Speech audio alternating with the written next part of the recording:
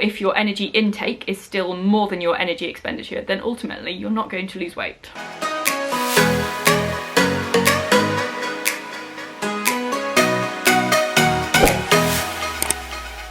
Hello, my name is Megan. Welcome back to my channel, Megan Chown Vlogs, where I talk about fitness, travel and dogs.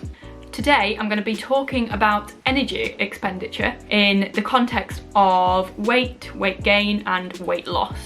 Just as a disclaimer at the beginning of this video, I am a healthcare professional. However, I am not your healthcare professional. So if you're wanting to embark on a more healthier lifestyle and you have any medical queries, please do contact your own healthcare professional who will know your background medical information and will be able to advise you accordingly. Also during this video, I will be talking about things like calories burnt, the effect on body weight. So if this is something that may be triggering to you, please do click off now. So, what this video is going to be about is, as I mentioned, energy expenditure, so burning calories to help affect body weight.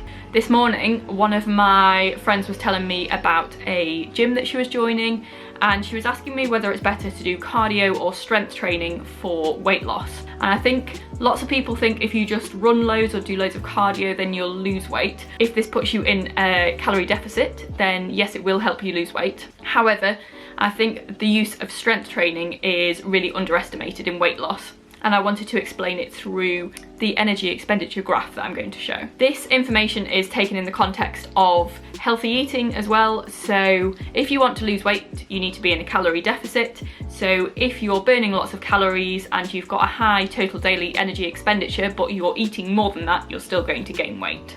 For this video, I'm going to be working my way through this little graph that is here that looks at total daily energy expenditure, and it splits it up into resting energy expenditure and non-resting energy expenditure. So to start off with, I've spoken about total daily energy expenditure, and what do I mean by that? So what total daily energy expenditure means is the amount of calories that you burn in a day, and it's taking into consideration keeping your organs alive, any activity you do and any food that you eat. So we'll start with the resting energy expenditure, and this is your basal metabolic rate. So this is what most people refer to as their metabolism, and it's how many calories your body uses to keep your body alive. So things like your heart beating, your lungs breathing, things like that, at rest. And when I say at rest, I mean like lying in bed, not doing anything, at rest, not digesting, not doing anything. And they're the basic calories you need to keep your body alive. The basal metabolic rate is determined by how much lean mass you have. Lean mass is muscle mass. So the higher your muscle mass, the higher your basal metabolic rate will be. So there are factors that influence your basal metabolic rate, or your BMR. So first I've mentioned your mass. So the more you weigh, the higher your BMR will be. But crucially, the higher your muscle mass is, the higher your BMR will be. And that is because at rest, muscle tissue is more what we call metabolically active, so it's using more calories at rest than things like fat tissue would be. Other things that can affect your BMR is eating too little. So if you don't eat enough food, then your BMR will slow down because it'll try and conserve energy. So you need to eat enough food to maintain your BMR so you can keep burning those calories, and we'll talk about the thermic effect of food a bit later on. Age is also something that impacts your BMR. So as you get older, you lose muscle mass and there's hormonal changes, so your BMR will reduce.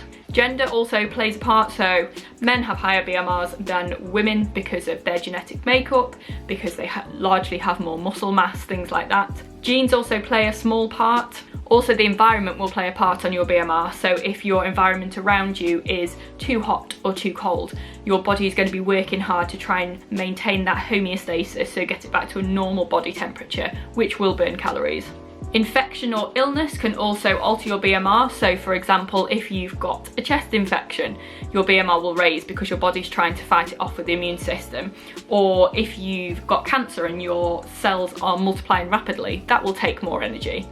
Or on the other end, if you've got an underactive thyroid, your metabolism will be slower, so you'll be burning less energy at rest. And then also there's some medications that can speed up BMR. For example, caffeine has been found to make the metabolism go a bit faster. There are calculators online that you can use where you can type in your age, your weight, your height, your gender, and it can come out with an estimate for your BMR.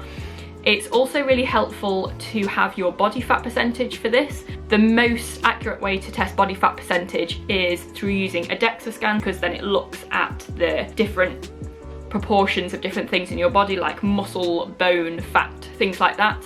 Or you can use the fat calipers as well. Or for a rough estimate, you can use like the pads on the scales that you stand on, or the things that you hold at the gym to give rough estimates, because then it'll give you more of an indication of how much of your body weight is made up by muscle, and that's that lean tissue. So that is the resting energy expenditure. The non-resting energy expenditure is split into 3 different bits. We've got thermic effect of food, we've got non-exercise activity thermogenesis, and exercise activity thermogenesis. So starting off with the thermic effect of food. So what this means is thermic is something getting warm, and this is after you eat, your metabolism will increase to help digest that food. So a couple of things that can affect this is the amount of food that you eat. So the more food that you eat, the more your metabolism will increase, because it's wanting to digest and break down that food. And also the type of food that you eat. So if you eat foods that are high in protein, that will burn more calories than if you eat food in carbohydrates, that will burn more calories than if you eat food made up of fats. So the amount of food and the type of food can make an impact on the thermic effect of food. Spicy foods can also raise the metabolic rate as well. And then you've got your exercise activity thermogenesis. So exercise activity, so doing exercise like cardio, like, you know, running, swimming, strength training, things like that. And thermogenesis, so creating heat. So this is the part of the total daily energy expenditure that is made up of intentional exercise. And the strength training component of it has a double whammy, because you'll burn calories through the exercise activity thermogenesis, and also you'll be building muscle mass as well. So in the long run, you'll be building up your lean mass so that you'll be able to increase your basal metabolic rate, so you will burn more calories at rest. And then finally, you've got your non-exercise activity thermogenesis. So this is all the calories that are burnt that aren't included in breathing and sleeping, eating and intentional exercise.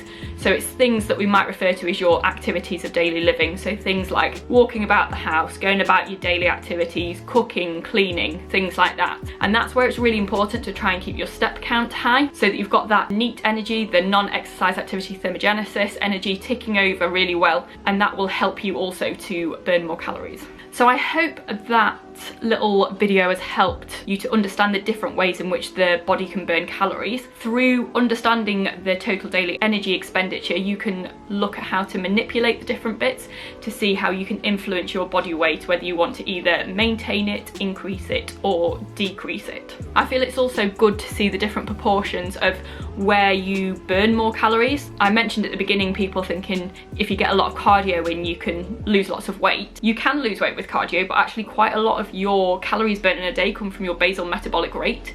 So if you can do things to influence that, that could really help as well. And also, as I mentioned at the beginning of the video, if you do want to lose weight, you do have to be in a calorie deficit. So it's great doing all of these things to improve your energy expenditure. But if your energy intake is still more than your energy expenditure, then ultimately you're not going to lose weight. I hope this video has helped. If you have any questions, drop them into the comments below. I will link the papers that I used to research this video, and I will see you in the next one.